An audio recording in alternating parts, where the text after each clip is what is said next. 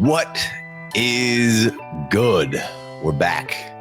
We're talking year 2 running back breakouts. So we got a lot of year 2 running back discussions. We're going to hit on Trey Benson.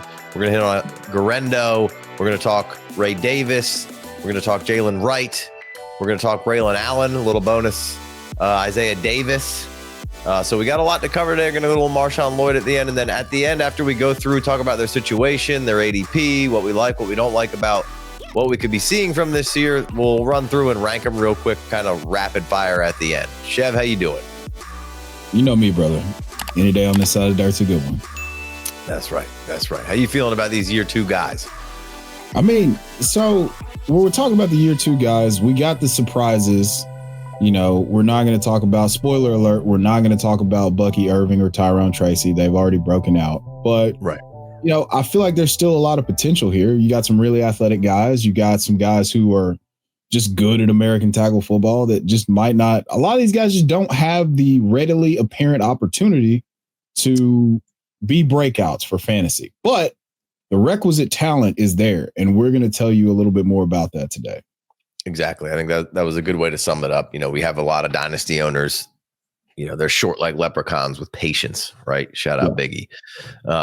Everyone's either mid or dust or washed as soon as they don't perform to the standard of the person or the person that they consume the most content of, right? Because it's so cool to just be out immediately instead of being like, hey, I took the time to do all this work, so let's have some patience and look at a lot of context. And that's kind of what we're going to do today. But you summed it up there really well. Like, a lot of these guys from last year's class didn't end up in situations where they could walk right into a role. Like the only one was Jonathan Brooks, and we just thought Chuba was going to move out of the way, and Chuba was great last year, got himself a contract, and Brooks got rehurt, right?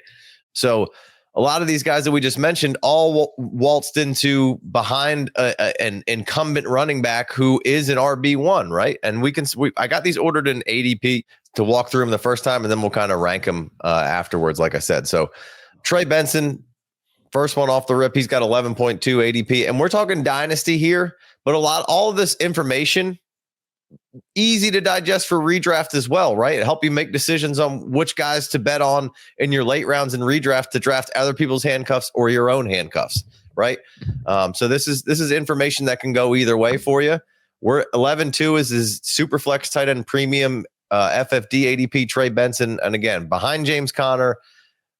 Older running back, got himself a little bit more money, but he's had, you know, some injuries throughout.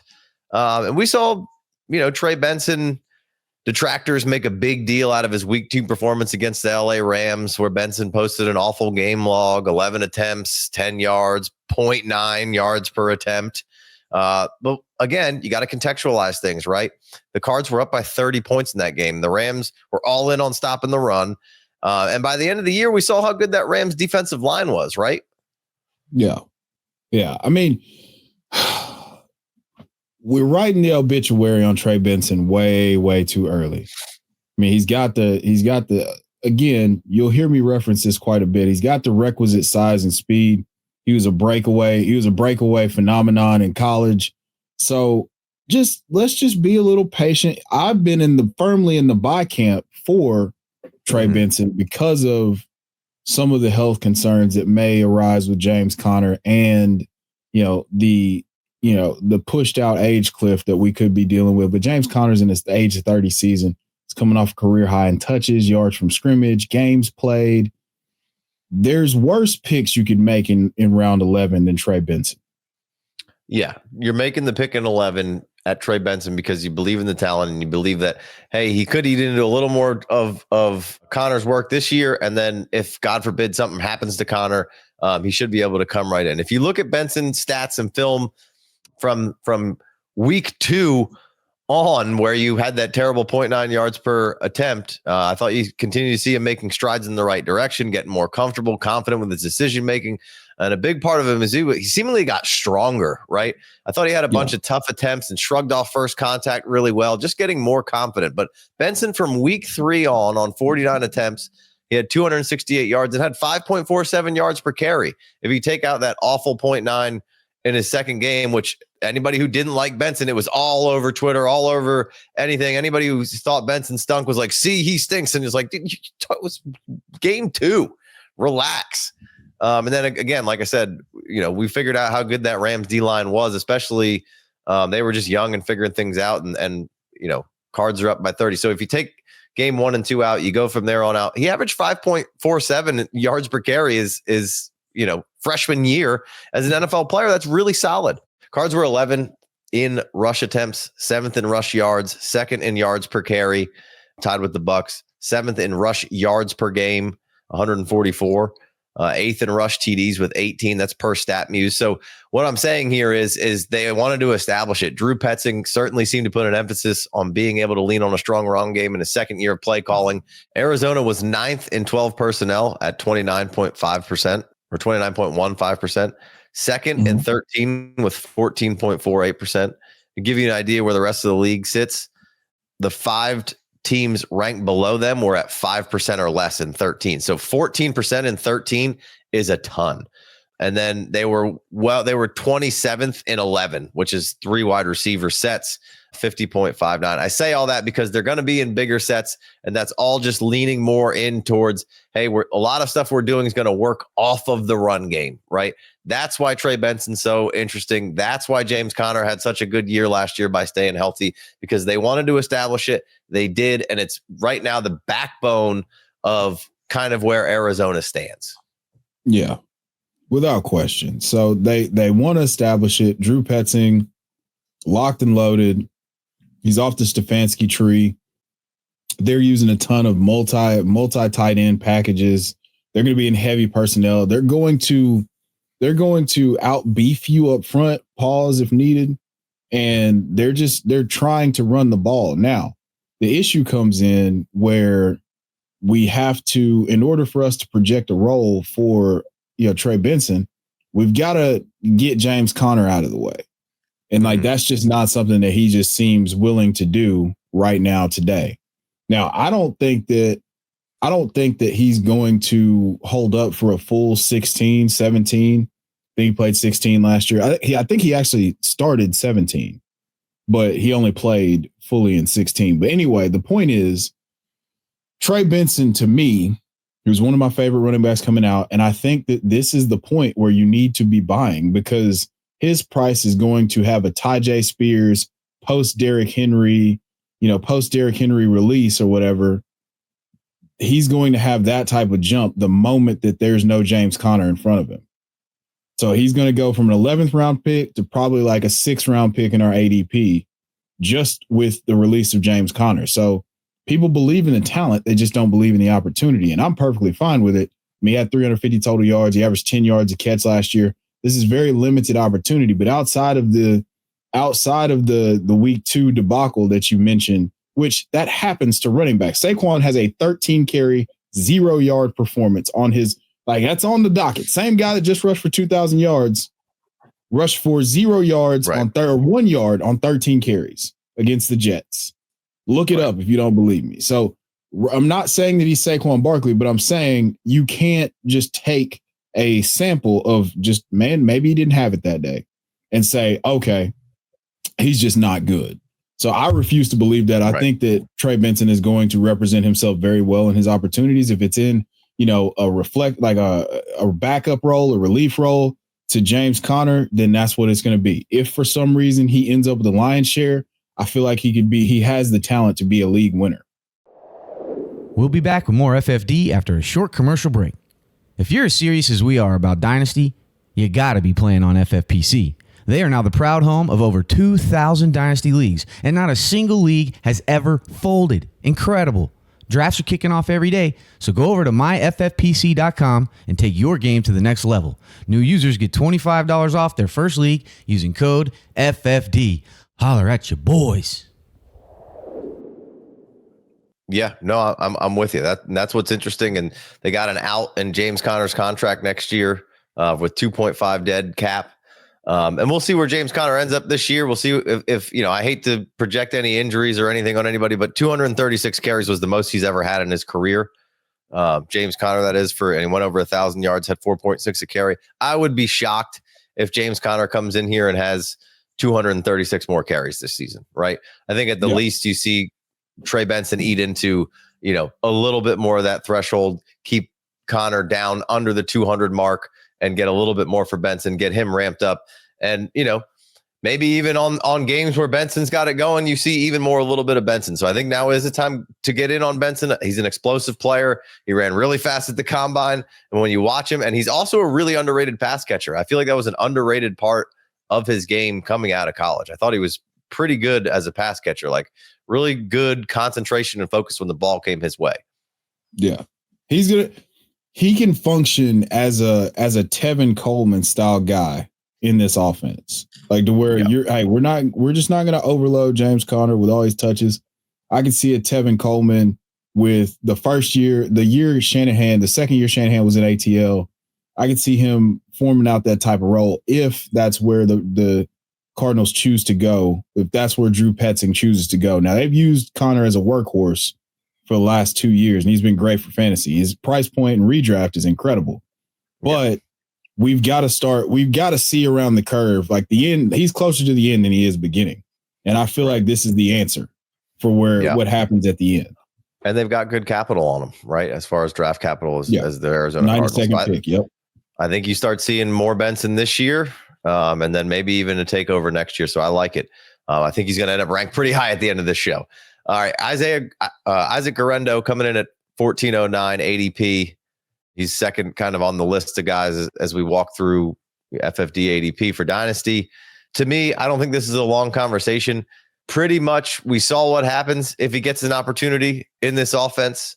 Can be super productive from a fantasy perspective. He's not he's not Jordan Mason. You could see how different those guys play that position when they're in there. Guerendo has some strength and power to his game, but he's more of like, if you give him a crease and give him an alleyway to get to where he's going, he's going to shoot out of a cannon. He's a really good receiver. So I think, go ahead. You know who he reminds me of? Who? Raheem Mostert. Yeah. I like that. That's what he reminds me of. He's just, he's bigger, Right. So I don't think there's as much to figure out with Guerendo. Like I like Jordan James a whole lot. He's super cheap in Dynasty, so you should roster him too. Guerendo coming in the 14th round. Whether you have CMC or not, there's a lot of questions there. And Guerendo operated really well when he had his chances in the system and was healthy. So underrated, overrated, or properly rated. I'd probably say a little underrated. Yeah, without question, this is underrated, because if you were saying that, one, there's people who will swear up and down that Christian McCaffrey's cooked. He's not going to be able to stay healthy. He's not going to be able to do this. He's not going to be able to do that. Blah, blah, blah, blah, blah, blah, blah, blah, blah. If that's the case, then you have to bump Issac Guerendo up at least 2 rounds in ADP. Mm-hmm. At least. I mean, if that was his backfield to himself, how highly would he be going? And more on to that is like, I think San Fran, since McCaffrey's been over there, if he's healthy, he just gets the lion's shares of things, which I never really understood, because going back to Elijah Mitchell, to Jordan Mason, to Guerendo, like all those guys can come in there and give you a little bit of change of pace and should easily cut down on some of what Christian McCaffrey can do, because like obviously Christian McCaffrey is one of the best backs, if not the best back in the league when he's healthy, but like you're not losing a ton by having those other guys come in there. And like I've always thought this, and I wonder what you're a defensive lineman who played college football at a pretty high level. Like when somebody like Christian McCaffrey's in the game and he's just been wearing you out all game, and then Guerendo comes in, do you go, oh God, thank God, this guy's like, we can take a breath here for a second, right? Yeah, you think that, and then it's, and then he breaks 2 tackles because you're like, oh, this guy's gonna be easy to bring. He breaks 2 tackles and scores from 60 yards out. So it just, when you've got a guy like Christian McCaffrey, you're on your toes, you're trying to snuff stuff out. It's just that little bit of relax. It's like when you're in the middle of a basketball game, you see the best player comes out and you're like, okay. And then the backups, his teammates run off 10 straight points because you're like, oh man, I thought we had a chance to. So, I mean, that's the type of talent though that Issac Guerendo is. I think that he's going to surprise people. He's going to outperform this 1409 just just based on the fact that he's going to get, he'll probably get more touches over the course of this season than he accumulated in that backup duty last season. And so I think that, size, speed in the right system, in the perfect system, it's a perfect system for running backs, regardless of what who it is or what it is, it just works. So I think he's underrated. I think that he has the potential to, if he gets that backfield to himself, just catapult, skyrocket, rocket ship up the ADP. Yeah, I think he should be spelling more McCaffrey this year. I think he's not a liability in the pass game. I think, like you said, you come in, you relax for a second, you give him a crease. He's getting 30, right? You give him a little spot. He's got the speed. He's got the size. He's not soft to bring down, right? That was kind of my worry with him when I started seeing him in there a little more. I thought he fought pretty hard. And in most cases, when you saw a lot of Guerendo, I'm a Niners guy, so I watch pretty much every game every Sunday and revisit the ones that I haven't, but I intently watch Niners games every Sunday. I think Guerendo is in an awesome position right now and is super cheap. So I think underrated here. Yeah. All right. Yeah. All right. Let's go on. Let's go to Ray Davis. This was one that out of all these guys, I wanted to kind of just shrug him to the side a little bit. He's coming in at 14.2 or 14.12 ADP. He had 113 attempts last year, 442 yards, 3.91 a carry, and 3 TDs. He caught 17 of 17 targets, 189 more yards through the air, and then 3 TDs, 3.3 yard target share. Man, in games that this guy got opportunity, was really solid week 6 against the New York Jets when Ray had his game kind of be featured. Where I think Cook might have had a toe injury in that game, like a toe or a foot injury or something. And he was basically, I think that was a Monday night game, and he got the featured role. Right. And he represented himself really well. 20 for 97, caught 3 of 3 for 54 yards. Then week 13 against San Fran in that snow game, 11 carries, 63 yards and a touchdown. Finished the year week 18 with mostly backups as far as their squad playing the Patriots, I believe.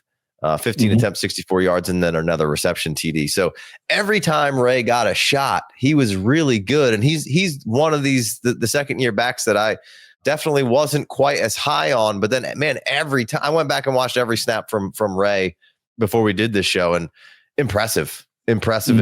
Like we're through all of these guys, and I'm not upset about any of them. We're through 3 guys right now.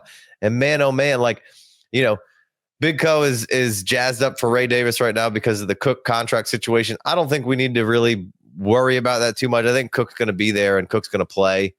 Moving forward, I don't know what the situation's going to be.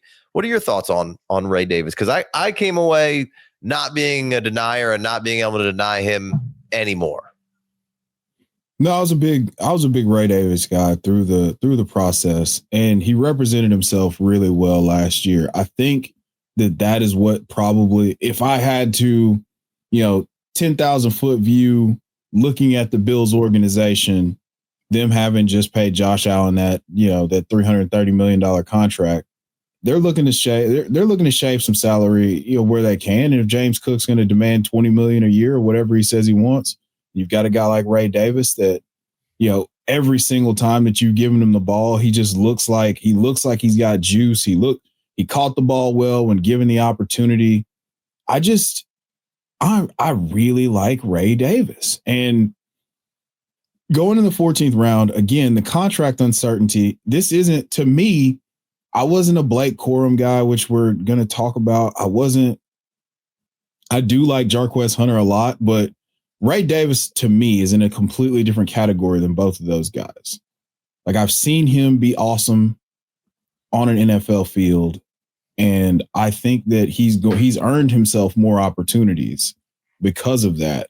And that might be with them being willing to let James Cook walk if the contract situation isn't favorable. I think he showed me enough to feel good about him, being the head of the spear. He's now, again, the Buffalo Bills running back role is not one that's going to, unless you get outlier touchdowns, it's not one that's going to be, top 3 bell cow for fantasy. But this guy is good enough to where he's going to be an RB2 locked and loaded with the volume. Yeah. So part of an issue with Ray Davis is that they like Ty Johnson quite a bit on third downs. They like his pass catching prowess, right? So that's a bummer. And you saw James Cook last year, I think was right under 50% of the snap share last year. So they were spreading it around through the three running backs. I mean, 113 attempts for Ray Davis is nothing to sneeze at his rookie year, right? We're thinking that maybe that's kind of what we see Trey Benson at this year, right? Maybe we see 113 attempts from Trey Benson, kind of in that offense a little bit. Obviously the Bills offense is much more lucrative, but then again, Ty Johnson ties in here and they've mentioned like they think he's the best third down back in the league, right? Good pass catcher. Right. So, couple of snags in the Ray Davis plan. I think James Cook is going to be out there this year for them. Now, what happens again coming into 2026 with James Cook? TBD. I will say I'm not sure that I feel like they would bring in another running back to challenge Ray to be the guy. But at 14-12 for this year and a little bit of fun next year, are you in, out? What are you thinking? In. Unequivocally in. There's an element here where I feel like this is a little similar to the Chase Brown situation.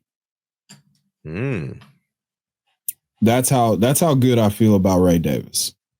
Like, he's got the size, or he's got the prototypical. He's the 5'8", kind of 220 range guy, right? So he's not like some outlier in that regard, right? When you watched him play last year, it showed out on the field. He had the speed.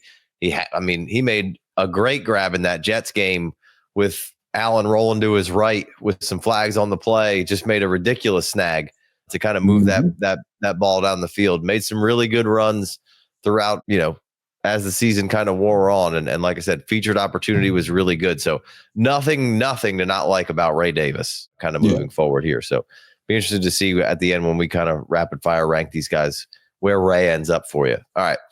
Next guy we got here, 15-2. We got Jaylen Wright, Miami Dolphins. Obviously just traded Jonnu Smith. A lot of love for Achane going around. This Miami offense is a little, I think you and I are pretty unsure about what the hell Miami's up to and what the hell they're doing. They bring in Darren Waller, who, just coming back from retirement after a few years. So things just seem weird. I like Mike McDaniels quite a bit, but I don't know if this is, I think he might be done after this year. But anyway, Jaylen Wright comes in, has a 16.8% snap share, 68 attempts, 249 yards, 3.7 to carry, 6 targets, and 3 receptions. So when you kind of look at that, you say, not a great year from Wright, not what you were expecting. He's kind of this explosive back, but they're saying he added 6 pounds of muscle. It's not my favorite, but he's 5'10", 210, right? So now we're saying he's 5'10", let's just call it 214, 215. Because, he's probably not going to be 6+ by the time we get into playing games. But when you look at the overall game log of Wright, which there's not a whole lot to look at, but that first game in week 1 in Buffalo, he gets five carries, only 4 yards, and has, 0.8 per attempt. And then, the next game, he's got 2 for 17. That's 8.5. Then he has a 3.6 a carry, then 6.6, 6.6, 9.0. A 3.0, a 0.06, a 0.08, and a 0.40. So, or a 4.0. So there was some of what you expected from him, not getting a whole lot of volume, but having some splash plays, right? You didn't get to see him a whole lot. Mostert was over there. They had Jeff Wilson down there. Mostert got some run, and Mostert got some run in some spots. He was pretty decent, coming off of a whole bunch of touchdowns for them the year before. But kind of to back up this, when you see some, big yards per attempt here, and it wasn't a whole lot of attempts on any of these, 13 for 86, 5 for 33, 2 for 18, 2 for 17, getting limited carries, but having some explosion. And that kind of checks out when you go look at the Miami Dolphins overall. You see explosive run rates. He had the best one on the team. Obviously, he's got way less carries than Achane, but he had 5.9% explosive run rate, which is runs of 15 yards or more. He had the best missed tackles forced per attempt, 0.18 to Achane's 0.17. Achane obviously has a whole lot more, carries to boot. But what I'm saying is like some of the explosion that we expected was kind of there. It was just in some short glimpses because he didn't get a whole lot of run. And there were some other times where, not so great. And Miami's offensive line wasn't so great. I mean, when you look at Achane as a whole, Achane didn't go over 1,000 yards, right? Only 53.4 rush yards a game. The rushing attempts weren't what Achane was resting his hat on, right? It was the receptions. So, Mostert had 13 games last year, 85 attempts, 278 yards, 3.2 a carry, 2 touchdowns, 21 targets, 4.7% target share. But his route percentage was 23.9%, where Wright's was only 10%. And then Mostert had a 31.3% snap share percentage. So, the question is does Wright come in here and kind of take the Mostert spot? And maybe, I think Achane is going to be, if he's healthy, he's going to be out there getting that around. He had a 54% route participation, 14% target share. Those are the things that, are going to be with Achane. 203 attempts, though. So only went just over 203 attempts. So I would think they keep Achane around the 200 attempt threshold.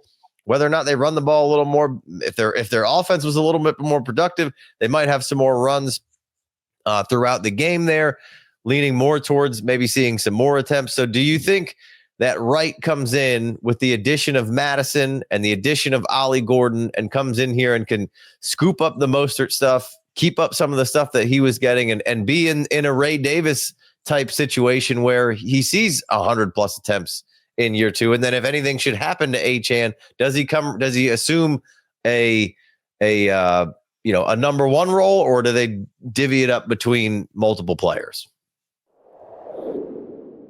If you're looking for more FFD, sign up for a Patreon or YouTube membership and get access to the ADP, Dynasty rankings, the rookie draft kit, and extra shows every week.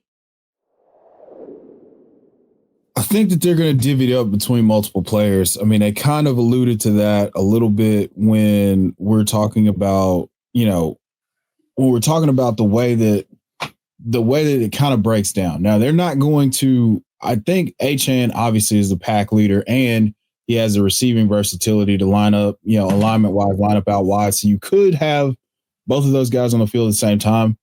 I was kind of discouraged with what I saw from Jaylen Wright. Part of it could be just kind of adapting to the NFL from the collegiate scheme where everything was just kind of wide open with the way Tennessee plays offense in the SEC. That's where he went to college at. So while I am not a big Jaylen Wright believer, I do think it's worth taking a stab on in the 15th round because you're tied to a guy who's orchestrated some of the better run games in San Francisco. He's been really creative. We've seen high production from a fantasy perspective from Mostert and Devon Achane. So I think that if he's going to get the role, sure. If he wins the job as the goal line, the hammerback from, beating out Ollie Gordon, beating out Alexander Madison, and he has that job to himself, then yeah, cool. Like that's going to mean something. But I don't know that it plays out that way. I was a big Jaylen Wright guy, and I should probably stick to my priors a little bit more, but I was a bigger Devon Achane guy. So I just don't see, unless something happens to him, I don't see him playing out and meaning anything for fantasy anytime soon. But you think even if there is an injury, he's not going to assume a massive role? I don't think he assumes. I don't think he becomes the workhorse. No, I don't think so. Okay. I think that there's, they'll probably get back to more of their roots, especially with no Jonnu now, just running through the air where they create all those short area targets for Jalen Waddle and Tyreek Hill. Assuming they don't trade one of them too. Who knows what the heck they're going to do at this point? Yeah. So, like you mentioned, San Francisco coming from that tree, McDaniels, San Francisco is the leader in the clubhouse in 21. Miami's right behind them, right? 34%, 29%. League average is 6%. San Francisco and Miami also up there in 22 percentage, right? These are formations, that different alignments that you run, right? So the first numbers. First number. Go ahead. No, you go ahead. Go ahead. You got it. No. I insist. You. No, you. Nah. No. So, yeah, the personnel groupings that we're talking about: 12 personnel, 22 personnel. That's 1 back, 2 tight ends, 2 backs, 2 tight ends. First number is always referencing the number of running backs. Second number is always referencing the number of tight ends. That's an easy way for defenses to recognize and communicate the personnel grouping amongst the coaches and on sidelines. So you hear us talk about it a lot because those are staples of how these teams are playing offense and the personnel they're going to use. And if you're familiar with that, you can kind of inform yourself on who's going to be on the field, who's going to have opportunities and who's not. Real football stuff informs fantasy stuff. Right. So, the Niners use Kyle Juszczyk a lot. And so that, I think that jumps up their 21 into a higher threshold. Alec Ingold, I guess, would be some of the reason why this 29% is up there. But Miami definitely uses the second running back seemingly a lot more on the field with Achane than San Francisco does. Although, Ingold does get quite a bit of run. And, teams use San Fran's unique with how they use Juszczyk, and they've got a different, but Miami's kind of right in that vein and the same coaches there. So when we talk about that stuff, it's basically just to dictate how San Francisco's whole thing is we're going to show this formation. It's not a good match a lot of times for defenses because of the personnel that the defense wants to bring out there. Right. And then they just kind of make everything look the same. Right. And then you're running concepts that look like runs and they're passes or vice versa. Right. So it's harder for the defense to distinguish. Would you say that's a very light overview of? Yes, that's how these systems have been built. I mean, this is going back. This is an expansion of Kyle Shanahan's father's initial, creation with Kubiak, and this goes deep. If you're a real ball knower, you understand that this goes back 30 plus years and they've just been kind of building on it and addenduming and kind of adding on offshoots. But yeah, the same principles have been applied for almost 30 years. And this has been one of the most effective systems from an offensive output perspective of the last half century. Miami just can't get the run game right. So they're kind of relying a little bit more on the pass, and Achane's great in that. But they brought in James Daniels from Pittsburgh, and they drafted the Arizona guard Jonas Sabanea. Yeah, in the second round. So they're trying to make better on kind of what they're doing on there.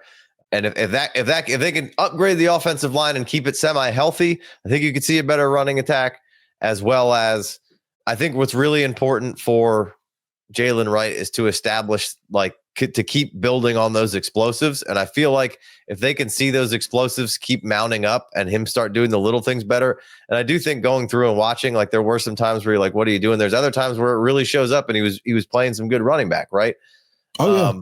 I think if he can add on to some of that explosion and keep giving them more and more, I think he'll earn more and more of a role as far as if something happened to Achane. So I think it kind of relies on him in the early part of the season to see how he's running. I think if he's running well, I think he gets a little bit more run and thinks he would have a little bit more lion's share of what's going on. If not, I think, they brought in Madison and Ollie Gordon to kind of mitigate that a little bit. Both kind of a little bit different running backs than Wright and Achane, though.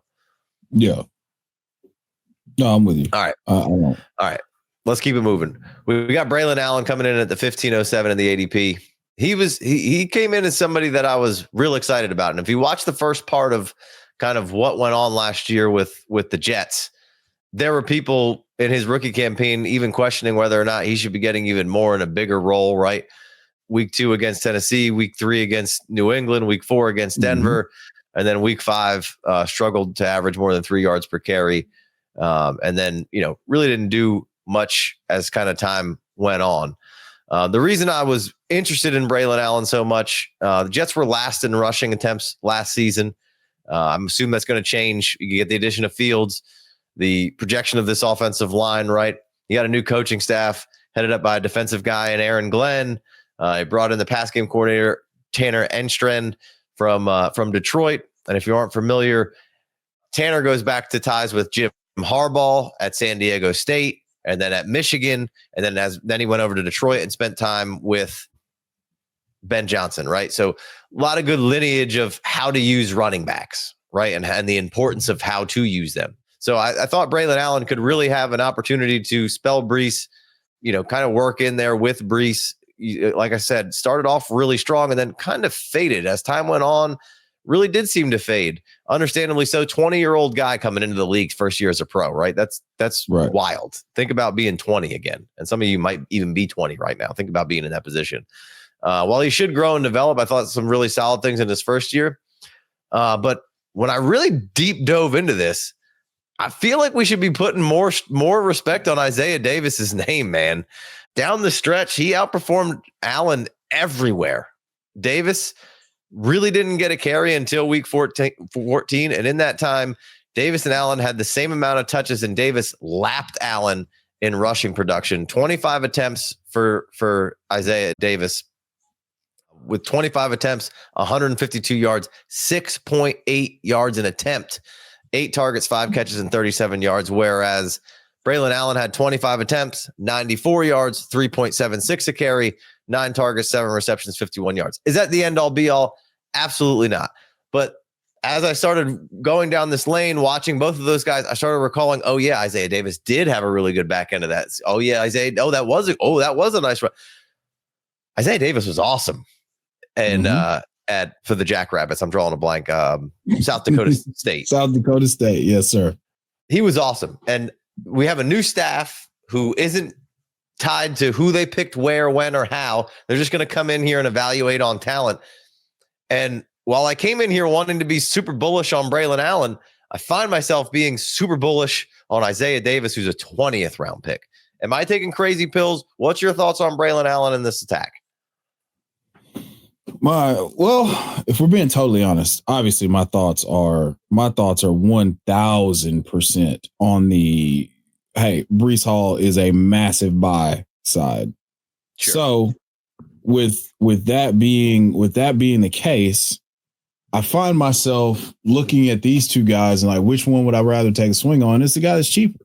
I mean, I really liked Braelon Allen coming out. I mean, I thought it stunk that, he didn't run, and we thought he was going to be big, fast, and kind of, boost his draft capital up that way, but he didn't. And then, last year the Jets' offensive line was terrible. They were dead last in run plays, as you alluded to.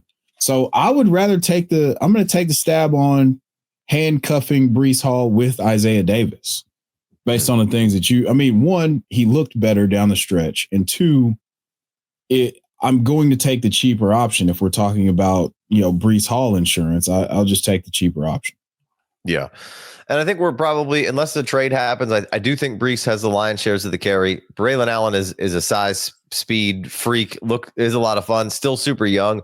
I don't mind taking the shot on him.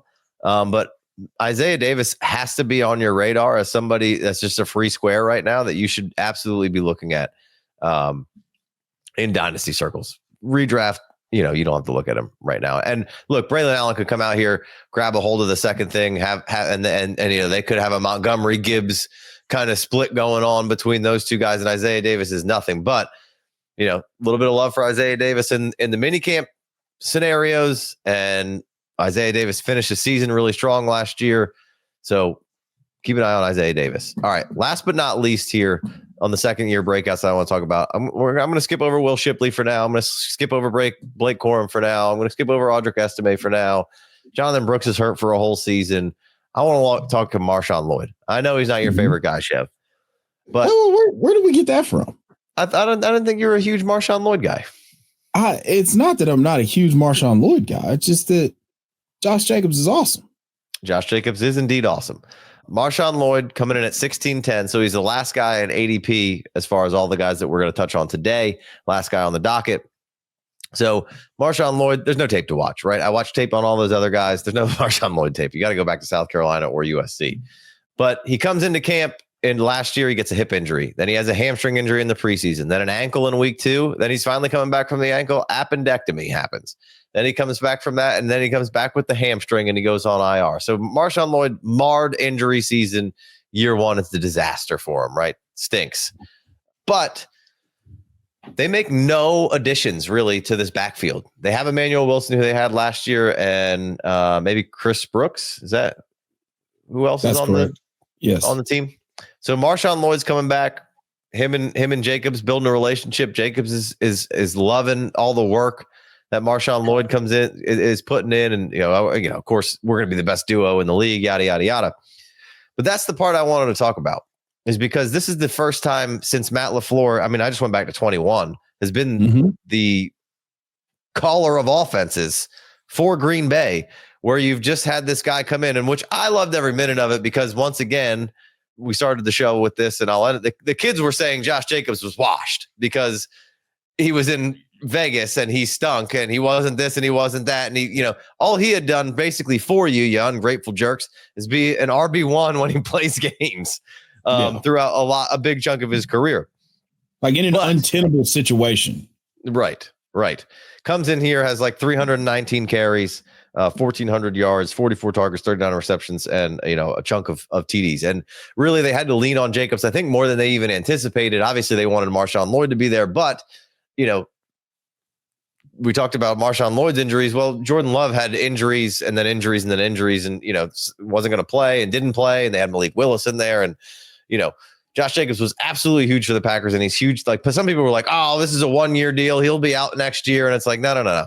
Josh Jacobs is their dude. But we need to go back to 21, and we need to look at this rushing breakdown, because Marshawn Lloyd, as being the last person we're going to talk about, may end up being the most valuable one of these guys as just a player that you could start if you had to.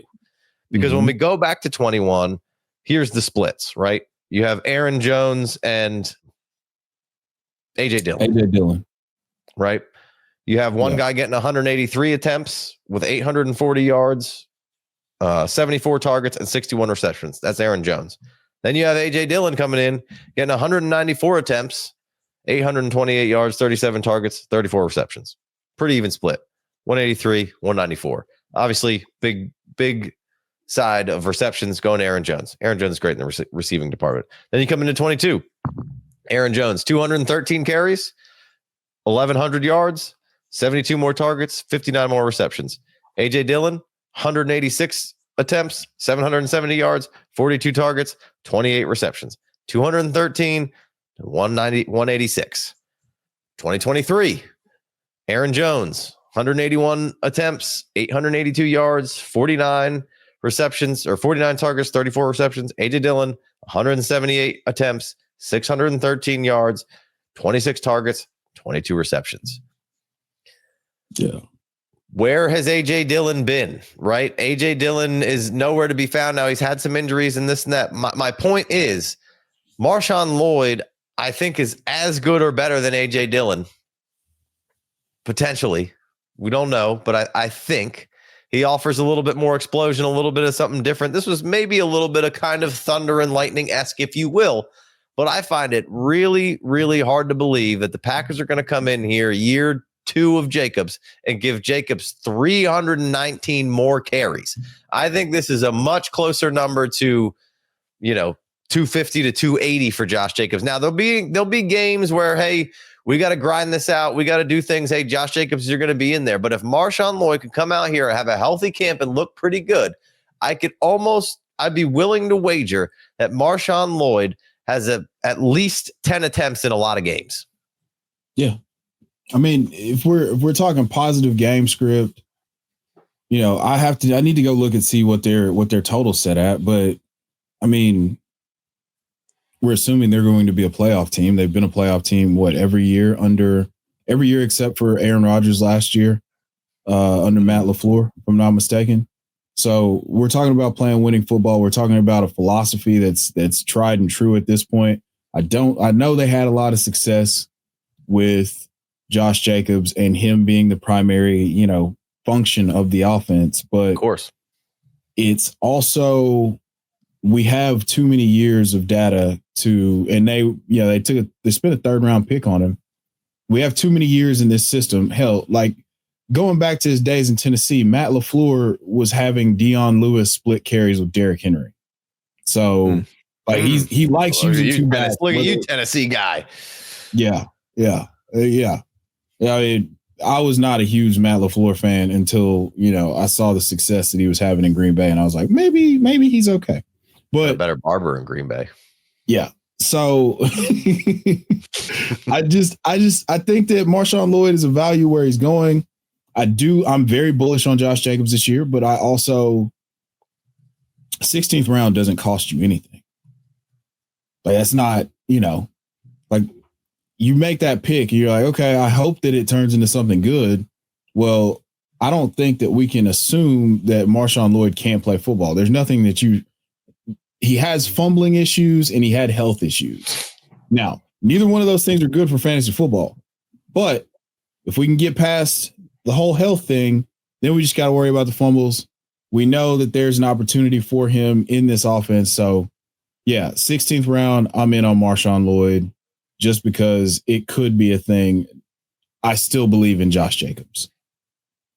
Yeah, I'm not out on Josh Jacobs by any means and stretch of the imagination. I'm just saying that just as you are, that there's no reason to believe that this year wasn't the outlier of absolute crazy workhorsedness with Josh Jacobs and not seeing a little bit more balance back to, kind of where we were before. Now, I think Josh Jacobs will still have plenty of carries and plenty of love and plenty of receptions and have plenty of work at the goal line, right? But I think Marshawn Lloyd's going to have a role here year one if he can, or year two here, if he can come out here and just show that he can be healthy and productive throughout a nice camp here.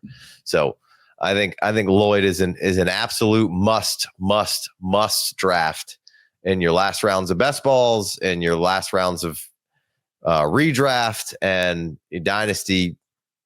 Pick them up, right? I'm not saying Josh Jacobs is going to be out after this year and Marshawn Lloyd's going to take over. I'm just saying I think there's a role to be carved out here. And if anything should happen to Josh Jacobs, that Lloyd would have, a nice little path to being in a good offense, being in a good run scheme. And, while Jacobs is healthy, have a potential flex appeal for you if you really need it. Be sure to follow us on the Twitters, the Instagrams, and the TikToks. Slide in them comments and help us beat the algorithm up. Like, Yeah, I don't have anything. I don't have anything else to add to that. I think that you hit the nail on the head. It's we have the history with the play caller of using multiple backs. We have his film in South Carolina. He was explosive. We have the one awesome preseason run that he had last year. This is way too cheap. This is way too cheap to be able to get a piece of this offense that we think is going to be a really good offense. Yeah.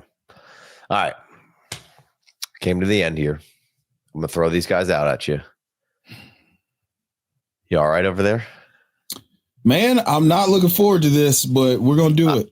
I'm not either. All right. We got Benson. We got Guerendo. We got Ray Davis. We got Wright. We got Braelon Allen and Isaiah Davis. And then we have Marshawn Lloyd. Who's the one? For me, Trey Benson.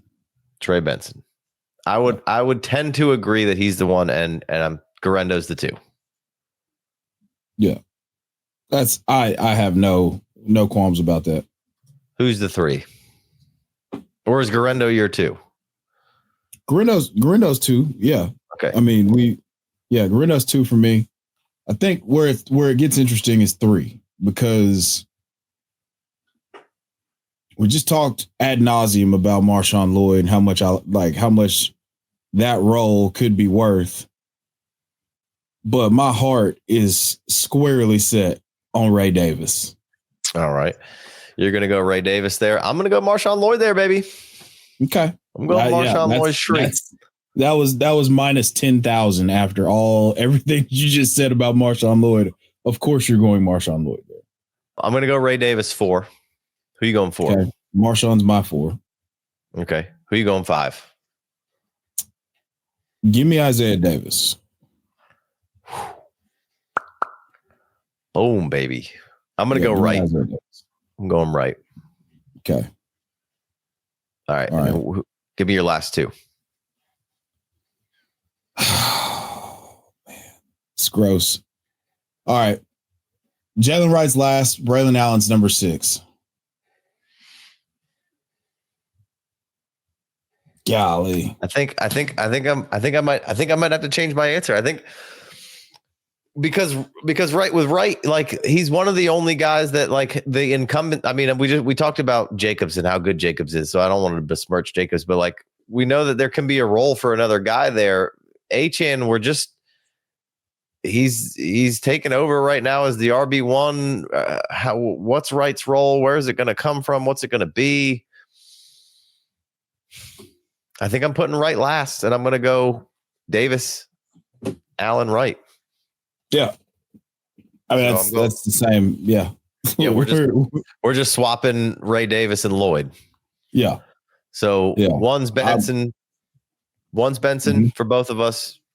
Mm-hmm. Or you go through yours first, and I'll go through mine.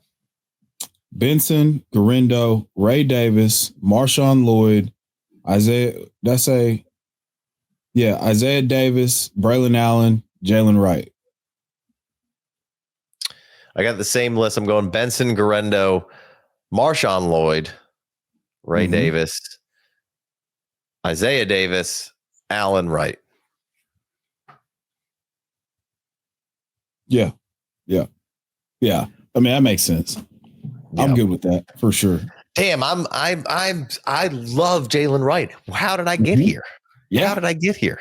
Yeah. It's just not a fun time to buy the Dolphins offense. I was looking at some stuff the other day or yesterday, and I was looking at the team touchdowns year over year, and the Dolphins were up near the top. I want to say they had like 61 offensive touchdowns in 2023.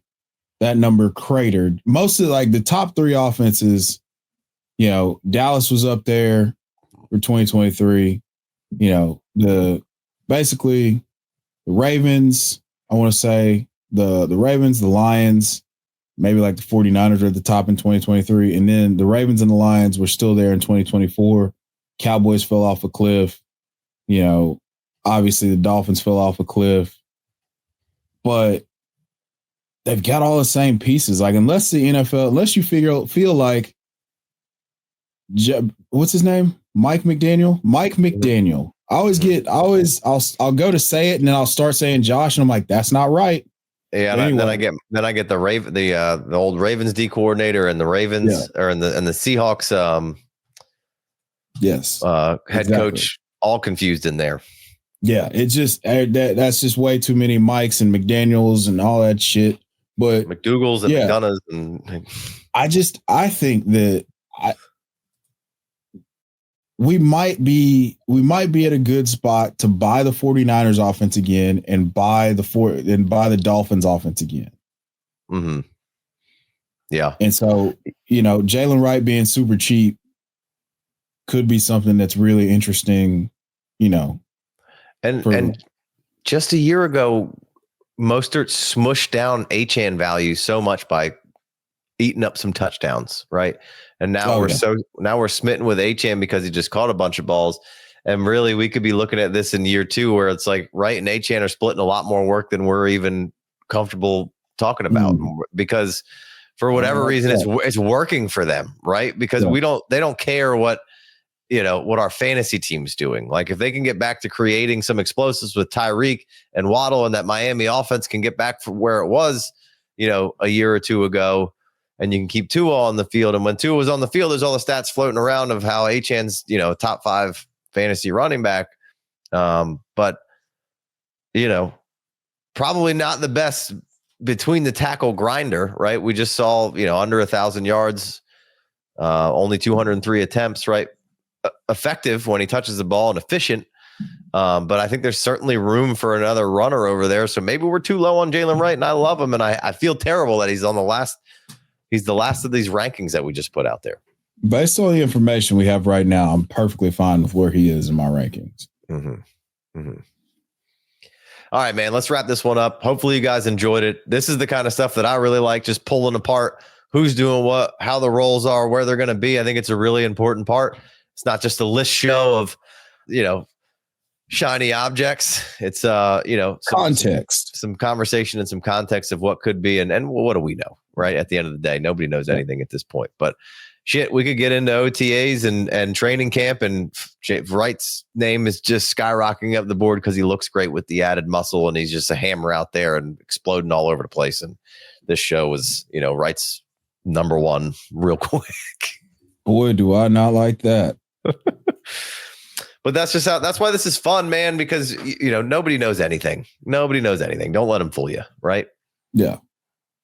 Like unless like, you got the Cousins janitor to the groundskeeper that's like in there secretly filming practices for Josh McDaniels and Bill Belichick.